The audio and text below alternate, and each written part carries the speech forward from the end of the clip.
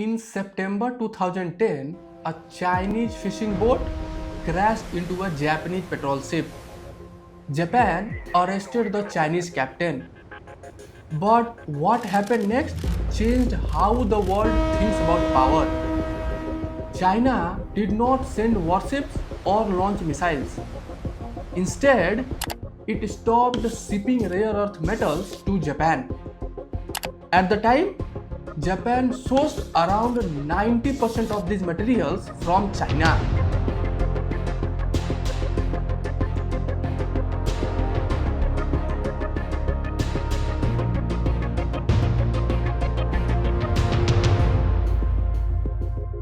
Within weeks, companies like Honda and Hitachi started running out of supplies. Prices shot up nearly 10 times.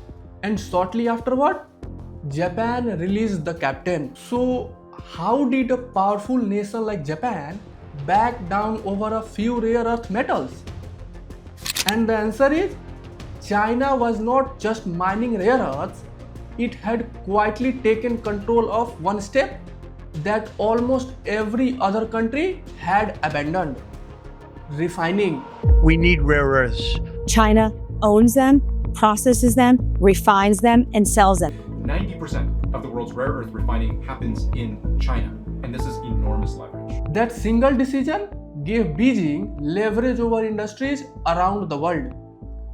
But to understand why refining mattered so much, we first need to understand what rare earths actually do.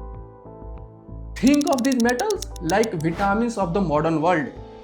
Your body only needs a tiny amount of vitamins to stay alive, but without them, you get sick. It is exactly the same thing for technology. Take your iPhone for example. It only contains a tiny amount of neodymium in the speakers and traces of lanthanum in camera lenses. But if you remove them, your iPhone stops working properly. But this goes far beyond smartphones. Every electric vehicle, every semiconductor, and every advanced missile depends on the same metals. Now the question is, if these metals are so important, why does China control them in the first place? And to answer that, we first need to clear up a big misconception. The name rare earth elements is misleading. These elements are not actually rare at all. For example, a metal called neodymium is more common than gold and silver. Another one, cerium, is actually one of the most abundant rare earth elements. So, what is the problem? The problem is how they are trapped in the ground. Think of gold or iron. They usually gather together in big underground veins, making them easy to dig up. But rare earth metals don't do that. Instead, they are scattered across the earth's crust in tiny amounts, mixed into ordinary rock and soil. They are everywhere but concentrated nowhere. It is like trying to collect sugar scattered across a beach. To get just a handful of these metals, you have to dig up and crush mountains of rock. Then you have to wash that crushed rock over and over again in massive bath of chemical acids. To make things worse, these metals are often mixed with radioactive materials like thorium, which means processing them is an environmental disaster. It leaves behind giant lake of toxic acids and radioactive sludge. Because the process was so dirty, difficult and expensive, most countries stopped building refining capacity. Except China. Today, the United States, Australia and India all have rare earth deposits.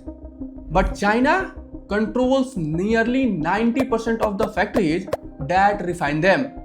This means if you dig up rare earth ore in California or Australia, you cannot actually use it. You have to pack that raw dirt onto massive ships and send it to China just to be cleaned. By controlling this dirty chemical process, China gained something more important than minerals. It gained leverage over the rest of the world. Now, the events of 2010 make sense. Japan was not afraid of Chinese warships, it was afraid of shutting down Honda factories. But that leverage was not built overnight. It was the result of a long-term industrial strategy. And you can see that clearly in a statement Deng Xiaoping made in 1992. He said, Middle East has oil, China has rare earths. We must handle our rare earth wisely and make full use of China's advantage. That statement reflected a long-term industrial strategy backed by Chinese state. Before this, in 1980s and 1990s, the United States did not need anyone else for these metals. They mined everything they needed at the Mountain Pass mine in California. But China moved aggressively to undercut them. The Chinese government gave its state-owned mining companies massive amount of cash, cheap land and zero-interest loans. With this help, Chinese mines flooded the global market with rare earth at prices so low that no Western companies could compete. It worked so well that the American Mountain Pass mine was forced to shut down in 2002, eventually pushing its owner into bankruptcy. China also used an environmental loophole that Western countries could not match. Refining rare earths can generate enormous quantity of toxic and radioactive waste. While Western nations passed strict, expensive law to protect nature, China chose to look the other way. They built Weaponised, the largest rare earth mine on Earth. It created a miles-wide artificial lake filled with toxic radioactive sludge. For years, that advantage remained largely invisible until the trade war with the United States. When US threatened a massive 145% tariff on Chinese imports, China did not back down. Instead, they weaponized critical minerals. They choked off the supply of compounds like gallium, germanium and antimony, the literal building blocks for microchips, advanced military and F-35 fighter jets. The impact was immediate. Global shipment of rare earth magnets reportedly fell by 74%. This massive chokehold increased the pressure and became a major point of negotiation between Washington and Beijing. And America was not the only country learning this lesson. Recently, Tokyo took a bold diplomatic stance on Taiwan. A senior official from Japan's foreign ministry is in China to calm a diplomatic row between the two countries. In response, China tightened export controls on several critical minerals and rare earth materials, triggering panic across Japan's high-tech industry.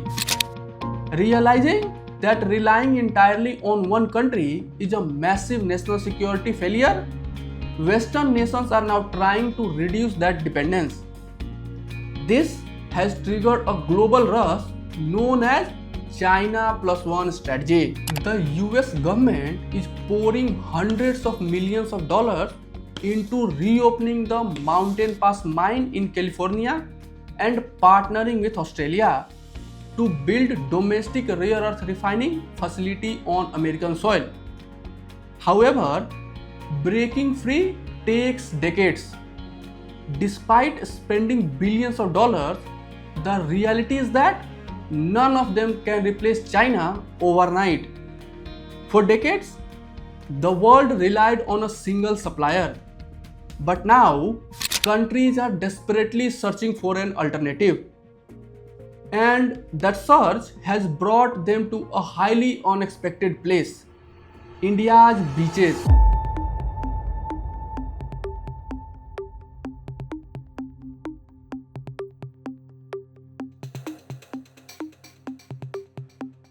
According to official mining data, India sits on the world's third largest reserve of rare earth elements.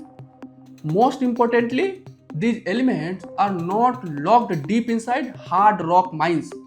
Instead, they are mixed into the monazite beach sand, stretching across the coastline of Kerala, Tamil Nadu, Andhra Pradesh, and Odisha. Historically, India's rare earth sector was completely locked down. It was tightly controlled by a single state-owned company called IREL, which operates under the Department of Atomic Energy. Because this beach sand contains radioactive thorium, the government heavily restricted private mining, leaving the resource mostly untapped. But recently, New Delhi made a complete pivot. The government stepped in to unlock this resource base, aggressively scaling up the production of high purity rare earth oxides. Of course, digging up raw beach sand is completely useless if you do not have the technology to separate the elements. And to close that gap, India partnered with the Western nations. The partnership is simple. Western tech giants bring their advanced refining systems while India supplies the raw monazite sand.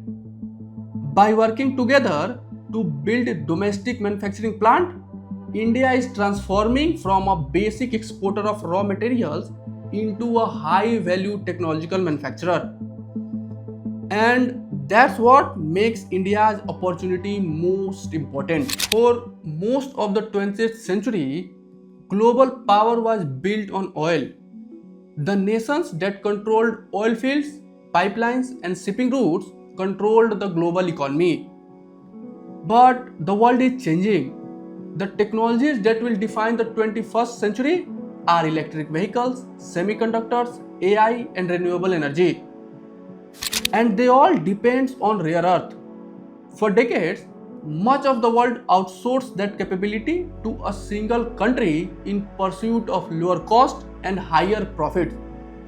Today, the cost of that dependence is becoming impossible to ignore. That is the real lesson of China's rare earth monopoly. It is not that China became too powerful, it is that the rest of the world allowed itself to become too dependent. If you enjoyed this deep dive into geopolitics and rare earth, make sure to like, comment, and subscribe.